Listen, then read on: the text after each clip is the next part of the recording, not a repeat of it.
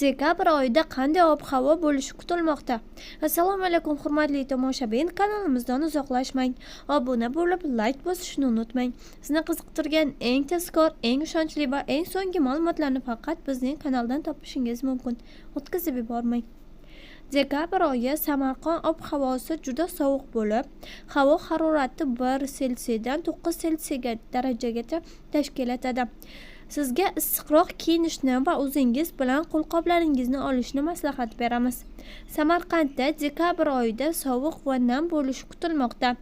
Quyi harorat va bir necha yomg'irlar kunlar bo'lishi mumkin.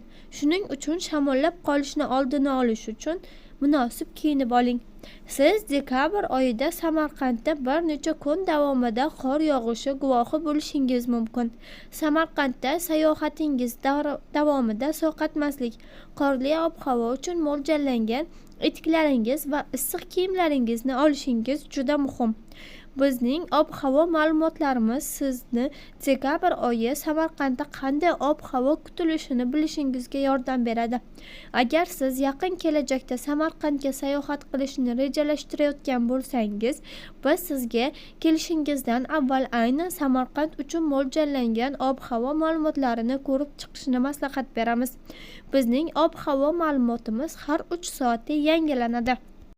Va sizga aniqroq ma'lumotlar kerak bo'lsa, siz kelishdan avval bizning saytga kirib, o'z kelayotgan kuningizni tekshirib olishingiz mumkin.